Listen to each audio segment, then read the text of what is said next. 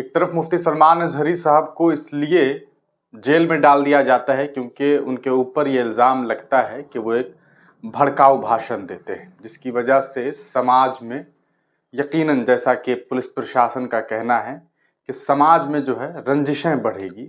मतलब ये है कि सौहार्द बिगड़ेगा। ये आरोप लगाया गया और इसी आरोप के साथ मुफ्ती सलमान अजहरी को मुंबई से गिरफ्तार करके गुजरात के जूनागढ़ ले जाया गया। जूनागढ़ में वहाँ उन्हें पुलिस कस्टडी में रखा गया, रिमांड पर रखा गया। रिमांड पर रखने के बाद उन्हें वहाँ से बेल मिली। बेल मिलने से कुछ ही लम्हे पहले जो है उनके ऊपर दूसरा केस हुआ और दूसरे केस में उन्हें कच्छ ले जाया गया। कच्छ की अदालत ने उन्हें 3 दिन की कस्टडी पर पुलिस को दी। पुलिस ने 3 दिन की कस्टडी पर उन्हें रखा और उसके बाद जैसे ही उन्हें बेल मिलने वाली थी, उससे 1 दिन पहले मोडासा में एक केस हुआ। उसके बाद मोडासा पहुंचे। मोडासा में 5 दिन की पुलिस कस्टडी दी गई। 12 तारीख को उन्हें कस्टडी में भेजा गया। 17 तारीख को उनकी सुनवाई होनी थी। 17 के बाद 17 को सुनवाई हुई। उसके बाद देखा गया कि फिर 20 को, फिर 20 के बाद 22 को और यकीनन 22 तारीख को उनके बारे में ये खबर लोगों को इंतज़ार था कि मुफ्ती सलमान अजहरी साहब को रिहाई मिल जाएगी। रिहाई मिली, उन्हें बेल भी मिली, लेकिन वो जेल से रिहा न हो सके। जैसे ही जेल से निकलने वाले थे, उससे पहले उनके ऊपर जूनागढ़ के कलेक्टर साहब के द्वारा पासा एक्ट का इस्तेमाल किया गया। पासा एक्ट लगने की वजह से अब वे जेल में भेज दिए गए हैं और अगले 3-4 महीने तक अभी कम से कम उन्हें जेल में रहना होगा। अभी इसको लेकर के और बहुत ज़्यादा डिटेल में बातें सामने नहीं आ रही है। कम से कम अभी तो इतना रहना ही होगा और ज़्यादा से ज़्यादा 1 साल की सज़ा उन्हें हो सकती है। इस बीच मुंबई, आप तमाम लोग जानते हैं, वहाँ से समाजवादी पार्टी के एक विधायक हैं। महाराष्ट्र में समाजवादी पार्टी के विधायक हैं। नाम इनका अबू आसिम आज़मी साहब हैं, जो कि 3rd टर्म एमएलए हैं मानखुर्द शिवाजी नगर से। उन्होंने एक वीडियो जारी किया है। उन्होंने जो वीडियो जारी किया है वो आप तमाम लोगों को सुनने चाहिए कि किस तरह से एक तरफ मुफ्ती सलमान अजहरी को उन्हें जो है बेल मिलने के बावजूद जो है उनके ऊपर पासा एक्ट लगा दिया जाता है, लेकिन वही मुफ्ती सलमान अजहरी की जगह पर एक विधायक है, आप तमाम लोग जानते होंगे, एक नेता है टी राजा। और टी राजा काफ़ी चर्चित नाम है। लगातार मुसलमानों को लेकर के वो अपशब्द का इस्तेमाल करते हैं। वो मीरा रोड आने वाले हैं, यानी कि वो महाराष्ट्र के मीरा रोड जाएंगे। वही मीरा रोड जहां पर वारिस पठान जब जाते हैं तो उन्हें पुलिस अरेस्ट कर लेती है और उन्हें जाने नहीं देती है। वहां की पुलिस कमिश्नर से मिलने नहीं देती है, ये कह करके कि आपसी सौहार्द बिगड़ेगा, रंजिशें बढ़ेंगी।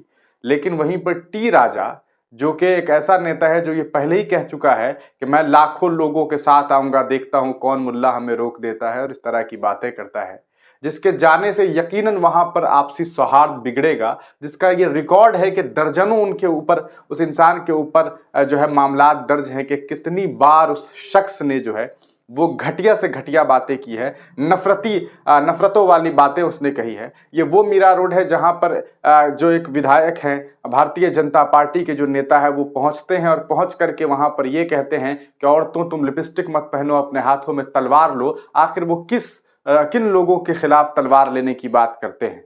और अब टी राजा को वहां पर बुलाया जा रहा है, जिसके बाद अबू आसिम आज़मी साहब ने एक वीडियो जारी किया है।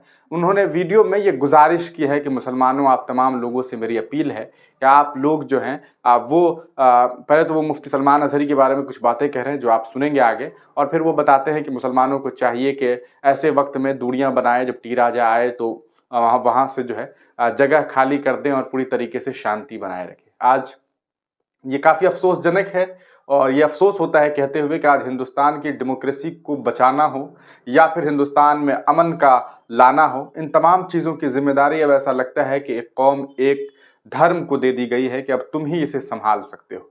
और वो पूरी कोशिशें जो है इन लोगों के द्वारा की जा रही है। लेकिन सवाल ये उठता है कि आप घर के पास जा करके एक बहुत बड़े स्पीकर से गालियां देंगे, आप मुसलमानों के ऊपर अपशब्द कहेंगे, तो कोई तो नौजवान होगा जो उठ खड़ा होगा और शायद वो जवाब देने की कोशिश करेगा। ये अलग बात है कि आपकी भीड़ ज़्यादा होती है, आप उन्हें दबा देते हैं, लेकिन आवाज़ जब बहुत ज़ोर से दी जाती है तो कभी कभी जो है गुस्सा भी आता है इंसान को। वैसे तो हमारी भी यही आप तमाम लोगों से मांग है कि आप तमाम लोग ऐसे स्पीचेस देने वाले लोगों से दूर रहिए। आने दीजिए इन्हें मीरा रोड और इन्हें जाने दीजिए। लेकिन इस पूरे प्रकरण पर खैर क्या कुछ कह रहे हैं समाजवादी नेता, अबू आसिम आज़मी साहब, ये सुनिए कि उन्होंने मुफ्ती सलमान अजहरी सहित टी राजा के बारे में क्या कुछ बातें कही है।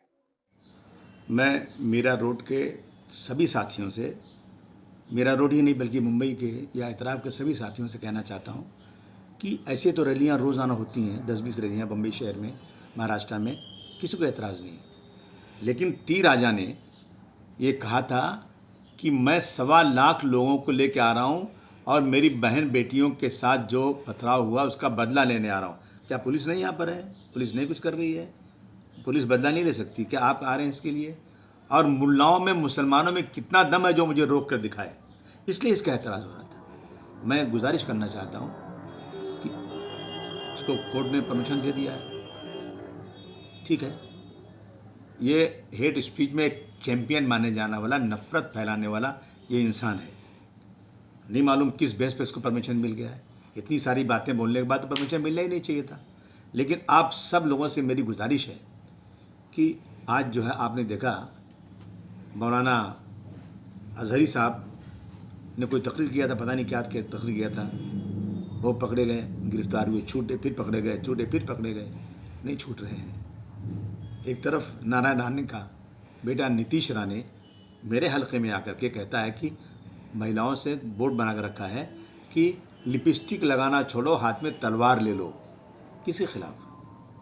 मुसलमानों ने कौन से हिंदुओं के खिलाफ कुछ काम किया है? मानकू शिवाजीनगर है पूरे महाराष्ट्र में, मुझे एक तो मिसाल बता दो।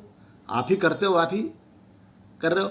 इसलिए यह है ना कि हम ही को कातिल कहेगी दुनिया, हमारा ही कत्लेआम होगा, हम ही कुएं खोदते फिरेंगे, हम ही पे पानी हराम होगा।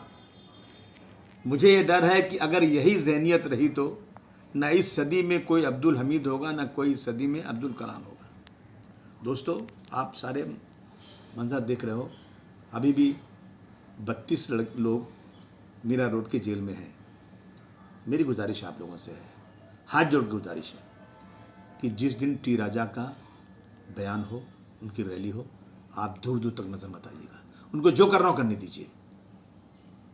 आप उसको नोट कीजिए, वीडियो बनाइए दूर से, और उस पर हम लोग बैठकर कानूनी कार्रवाई करने की कोशिश करेंगे। इसके अलावा कोई दूसरा चारा नहीं है।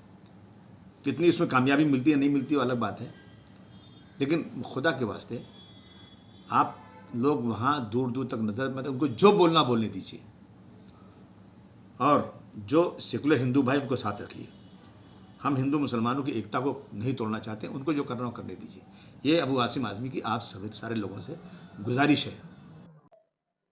तो दोस्तों, सुना आपने, ये अबू आसिम आज़मी साहब हैं और इनकी बातों को सुनने के बाद मुझे एक चीज़ जो समझ आई वो ये कि देखिए कि आज एक मुसलमान नेता, एक मुस्लिम समाज का नेता कितना मजबूर है कि आज वो अपने युवाओं से ये अपील कर रहा है कि भैया पीछे ही हट जाओ, पीछे ही हट जाओ, बिल्कुल पीछे हट जाओ, क्योंकि जो लोग आ रहे हैं उनसे काफ़ी नुकसान हो सकता है।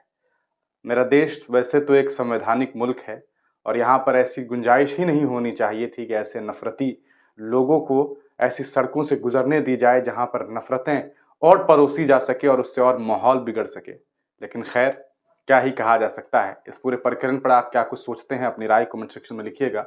एक बात तो साफ है कि कानून तो कानून है, लेकिन कानून का इस्तेमाल न जाने किस हिसाब से किया जा रहा है कि मुफ्ती सलमान अजहरी को एक बयान की वजह से जेल भेज दिया जाता है, बाद में उन पर पासा एक्ट लगा दिया जाता है।